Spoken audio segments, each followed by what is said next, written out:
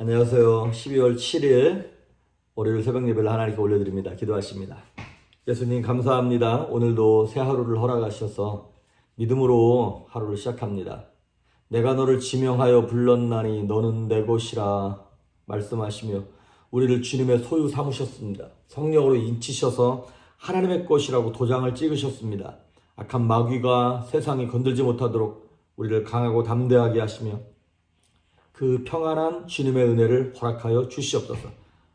오늘도 뱀처럼 지혜롭고 비둘기처럼 순결한 모습으로 주님의 제자답게 능력있게 살아갈 수 있도록 동행하여 주옵소서. 감사드리옵고 예수님의 이름으로 기도했습니다. 아멘. 우리 예찬송가 434장, 새찬송가 384장 나의 갈 길 다가도록 찬양하십니다. 나의 갈 길 다가도록 예수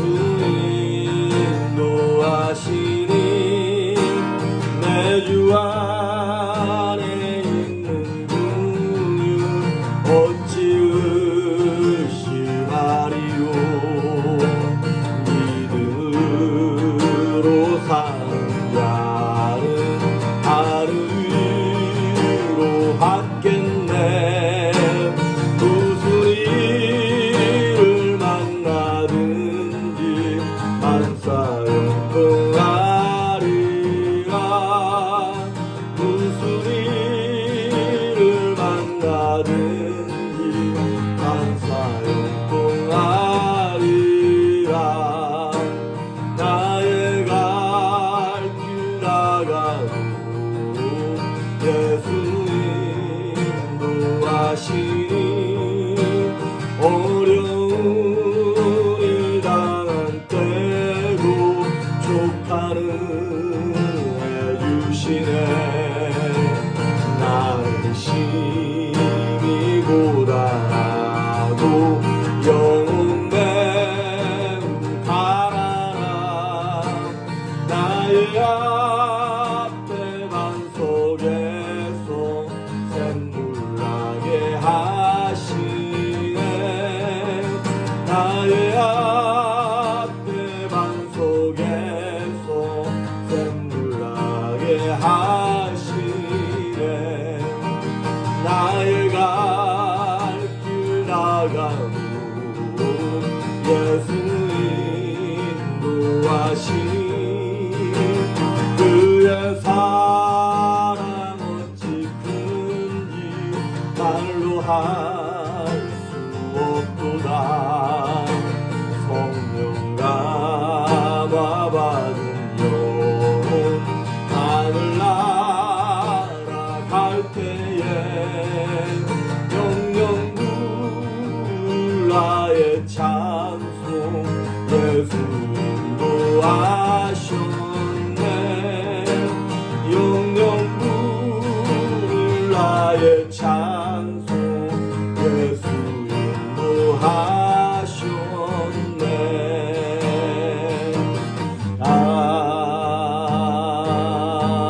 아멘. 아멘. 오늘 우리에게 주시는 말씀은 마태복음 10장 34절에서 39절에 있는 말씀입니다. 마태복음 10장 34절에서 39절 말씀까지 봉독해 올립니다. 내가 세상에 화평을 주러 온 줄로 생각하지 말라. 화평이 아니오 검을 주러 왔노라. 내가 온 것은 사람이 그 아버지와 딸이 어머니와 며느리가 시어머니와 불화하게 하려 함이니 사람의 원수가 자기 집안 식구리라. 아버지나 어머니를 나보다 더 사랑하는 자는 내게 합당하지 아니하고 아들이나 딸을 나보다 더 사랑하는 자도 내게 합당하지 아니하며 또 자기 십자가를 지고 나를 따르지 않는 자도 내게 합당하지 아니하니라. 자기 목숨을 얻는 자는 잃을 것이요 나를 위하여 자기 목숨을 잃는 자는 얻으리라. 아멘. 지금 마태복음 10장 전체의 내용이 계속 제자들을 뽑으시고 제자들이 이런 어려움들 저런 어려움들 또 이런 마음 자세를 가져야 된다라는 것에 대해서 예수님이 계속 백신과 같이 예방주사를 계속 놔두시는 것 같아요. 이제 오늘의 요지는 그겁니다. 사실은 34절, 35, 36절은 예수님을 따르는 길은 세상에서 오해를 받는다. 미움도 받기도 하고 때로 어려움을 겪기도 한다. 하지만 그럼에도 불구하고 38절 39절이 38절 39절이 제자는 그 불편함과 희생을 감내해야 한다는 것입니다. 사실 우리가 되게 오해받는 부분들이 초대교회 때부터 많기는 했어요. 아시다시피 초대교회 교인들이 다 같이 모여서 예수님 이제 죽으시고 부활하시고 난 다음에 성찬을 합니다. 그러면 예수님께서 성찬하실 때 이 떡을 먹어라 내 살이다, 이 잔을 마셔다 내 피라, 뭐 그런 말씀을 하니까 그 당시 로마인들이나 이방인들이 듣기에는 이 기독교인들이 성만찬을 하면서 사람을 잡아먹는다 이런 소문이 돌기 시작하는 거예요. 그리고 옆에 있는 성도들을 향하여 우리 형제 자매라고 부르니까 이거 근친상간인가 이런 소문도 돌았고, 또 무엇보다도 로마는 다신교를 믿었죠. 그런데 이 기독교는 유일신을 믿었단 말이죠. 하나님. 그리고 다른 신에 대해서 인정을 안 하니까 그것 때문에 따르는 여러 가지 핍박도 많았고, 그래서 이 예수 믿는 사람들이 보면 어찌 보면 이렇게 복음이 상충하게 만드는 것처럼 보이는 거예요. 그런데 에베소서 2장에도 보면 사도 바울이 그는 우리의 화평이신지라, 예수님은 우리의 화평, 샬롬이시라는 거예요. 고린도전서 7장에도 보니까 하나님은 화평 중에 너희를 부르셨다. 또 예수님이 이 땅에 오실 때 평강의 왕으로 오시지 않았습니까? 그렇게 오셨음에도 불구하고 오늘 본문의 내용을 보면 서로 이렇게 화평하지 못한 모습들을 예수님께서 이렇게 먼저 보여주세요. 도대체 왜 그러는 건가? 그런데 이런 모습이 때로는 한편으로 이해는 가죠. 우리 오늘날도 성도들을 보면 우리가 믿는 구원관, 우리는 예수님으로 말미암아 구원받는다라고 하는 그 믿음의 진리 때문에 예수 믿는 사람들이 되게 독선적으로 보이는 거죠. 고집 세고 다른 종교를 인정하지 않는 것처럼 보이고, 또 회사에서도 술, 담배 뭐 이런 거를 안 하다 보니까 다른 사람보다 튈 수밖에 없어요. 야, 너는 좀 상사가 먹자 그러는데 그거 한 잔 못 먹냐? 뭐 이렇게 융통성이 없어 보이는 아주 고문관처럼 보이기도 하고, 그러다 보니까 조직에서 점점 소외되는 것 같기도 하고. 자, 이게 그 조직을 싫어하거나 아니면 가까운 사람이 싫어서 그러는 것이 아니라 복음의 성질 때문에 그렇습니다. 아시다시피 복음을 전하고 전도하는 것은 그냥 취미생활로 하는 게 아니죠. 이거는 죽어가는 사람의 생명을 살리는 일입니다. 다시 말하면 영적 전쟁에 관한 일이라는 거죠. 전쟁이 뭡니까? 죽이지 않으면 죽는 거다 이 말이죠. 한 영혼을 얻기 위하여 우리의 체면이고 뭐고 다 내려놓고 그 일에 위하여 매진하는 것. 그래서 바울은 얘기하기를 우리의 싸움이 혈과 육에 관한 싸움이 아니다. 이 얘기는 무슨 얘기냐면 뭐 내 자존심, 체면을 차기를 일이 아니라는 거예요. 이 싸움은 대상이 누구냐면 마귀와의 싸움이라는 거예요. 영적 존재와의 싸움이라고 하는 것이죠. 그러다 보니까 마귀가 아주 목숨을 걸고 지도 적극적으로 우리를 방해하는 것입니다. 그런데 이 적극적으로 방해함으로 일어나는 영적 전투가 1차적으로 어디서 일어나요? 가정 안에서 일어나는 거예요. 그래서 오늘 예수님 말씀하시기를 내가 화평이 아니라 검을 주러 왔다.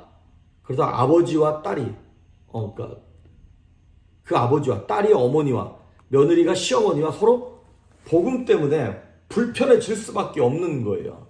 그거는 예수 믿는 사람들이 안 믿는 사람들을 원수 삼거나 불편하게 만드는 것이 아니라 우리는 하나님의 자녀이지만 안 믿는 사람들이 악한 영의 지배를 받고 있기 때문에 주인이 다르단 말이죠. 그러다 보니까 당연히 어둠 안에 있는 사람들이 빛의 자녀들은 우리를 보고 불편할 수밖에 없는 것입니다. 그래서 이게 어쩔 수 없이 영적 전쟁이 일어날 수밖에 없는, 그래서 이게 예수를 제대로 믿는다라고 하는 것은 어떤 한 가지만 손해보고 끝나는 것이 아니라 우리의 삶 전체가 뒤집어져서 참 불편해지는, 마치 우리가 백신을 맞으면 처음에는 막 며칠 동안 열나고 몸 아프고 막 그러는 것처럼 그런 몸살을 가족 안에서도 공동체 안에서도 할 수밖에 없다는 것이죠. 그러니까 마귀는 자기들의 원래 자기에게 속했던 영혼들을 뺏길 수 없다 보니까 우리를 죽이려고 그런 불화를 일으키는 것이죠. 가끔 이럴 때가 있죠. 그 결혼을 안 믿는 사람과 결혼을 하거나 믿음이 없는 사람과 결혼을 다 믿는 사람이 했을 때 이러는 경우가 있어요. 그래 내가 결혼하긴 하는데 그러면 너 그 교회만 나가지 마. 그러면 뭐 가까운 여기 가까운 데 교회를 나가자. 그럴 경우에 이 남자가 나랑 같이 교회를 나가준다니까 그래 내가 다니던 교회를 그만두고 이 가까운 데 교회를 이 남자랑 매주 나가야지. 그런데 그렇게 했을 경우에 한두 번 나가도 그다음부터는 교회 안 나갑니다. 그 교회만 나가지 말아라. 그 설교만 듣지 말아라. 그 경우에는 대부분 다 그 교회를 나가야 되고 그 설교를 들어야 돼요. 그러니까 마귀가 먼저 아는 거예요. 그 예배에 그 설교에 영적 능력이 있다라고 하는 것을. 그래서 많은 경우에 그 교회만 그 설교만 이렇게 나오면 무조건 그거는 붙잡아야 하는 경우가 되게 많아요.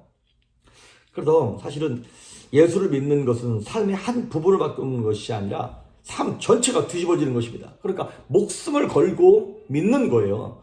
옛날에 토탈 사커라는 것이 있어요. 축구도 뭐 이렇게 뭐 여러 가지 형태가 있는데 현대 점점 들어오면서 토탈 사커 이게 뭐냐면 모두 다 수비에 가담했다가 모두 다 막 공격에 가담하는 것처럼 전후반 90분 내내 뛰어다니는 거예요. 때로는 공격수가 되기도 했다가 수비수가 되기도 했다가 그런 것처럼 신앙생활은 토탈 사커처럼 토탈 커미트먼트 아주 모든 것들을 다 들여서 이것을 싸우지 않으면 믿음을 지키기가 어려운 세상을 우리가 지금 살고 있습니다. 그래서 가끔 이제 처음 예수 믿는 사람들, 믿음이 연약한 사람들이 은혜 받았을 때 이런 얘기 합니다. 우리 성도들은 호랑이 꼬리 붙잡은 사람이라고. 호랑이 꼬리 놓으면 잡혀먹고 붙잡고 있자니 너무 힘들어 죽겠고 그런데도 놓으면 안 돼요. 예수님께 똑같습니다. 이 땅을 사는 동안 물론 하나님께서 은혜 주시고 복도 주세요. 하지만 호랑이 꼬리 붙잡은 것처럼 쉽지 않습니다. 왜냐하면 인생 전체를 토탈 커미트먼트 해야 되기 때문에 그렇습니다. 여러분 그 에서와 야곱이 쌍둥이입니다. 한 부모 밑에서 같은 시간에 태어난 쌍둥이인데도 불구하고 서로 다른 민족의 조상이 되어버렸어요. 왜? 뭐가 기준입니까? 믿음이 기준입니다. 그러니까 이 복음이라고 하는 것도 피보다 진한 거예요. 그래서 가정 안에서 어쩔 수 없이 영적 갈등이 일어나는 거예요. 갈등을 위한 갈등이 아니라 어둠이 빛된 우리를 견디지 못하기 때문에 반발이 일어나는 갈등이라고 하는 것이죠. 이제 그런 부분에서 예수 믿는 사람들이 지혜롭게 그 일을 감당하는 것이 정말로 필요합니다. 마르틴 루터가 그런 말을 했어요. 우리의 전한 복음이 평강 가운데 아무런 어려움 없이 저항 없이 받아들여진다면 어쩌면 가짜 복음일 수 있다 이렇게 얘기했어요. 진짜 복음이라면 진짜 백신이라면 몸에 들어오자마자 우리 몸을 다 뒤집어 놓는다니까요. 우리 가정을 다 뒤집어 놓을 수밖에 없다니까요. 일부러 불화를 만들려고 그러는 것이 아니라 진리를 사수해야 되기 때문에. 그래서 여러분 개신교를 프로테스탄트라고 그러잖아요. 프로테스트 저항하다 싸우다 뭐 불의에 항거하다 이런 의미지 않습니까? 그래서 저와 여러분이 정말 제대로 신앙생활을 한다면 안 믿는 사람들과의 관계 속에서 일부러 관계를 안 좋게 하는 것이 아니라 그들을 전도할 때 그들의 사상과 우리의 믿음이 충돌할 수 있다라고 하는 것이죠. 37절에 보면 예수는 이런 말씀을 하세요. 아버지나 어머니를 나보다 더 사랑하는 자는 내게 합당하지 아니하고 아들이나 딸을 나보다 더 사랑하는 자도 내게 합당하지 아니하며. 하나님이 질투하신다는 거예요. 왜 그럴까요? 우리를 너무나 사랑하니까. 예를 들어서 다른 여자가 다른 남자를 사랑한다, 좋아한다. 무슨 어떤 예쁜 탤런트가 다른 멋진 남자를 좋아한다더라, 결혼한다더라. 제가 질투 안 합니다. 저랑 관계가 없으니까. 하지만 제 아내가 저 말고 다른 남자를 사랑한다. 그럼 질투할 수밖에 없죠. 그러면 부러워할 수밖에 없죠. 그런 것처럼 예수님께서 우리를 너무나 사랑하시다 보니까 사랑은 독점적입니다. 독점합니다. 독점하는 게 사랑이에요. 나만 바라봐. 이게 사랑입니다. 난 너만 사랑할 거야. 이게 사랑입니다. 그렇기 때문에 예수님께서 부활하시고 난 다음에 베드로 딱 만나자마자 뭐라 말씀하셨어요? 네가 이 사람들보다 나를 더 사랑하냐? 나를 더 사랑하냐? 그렇습니다.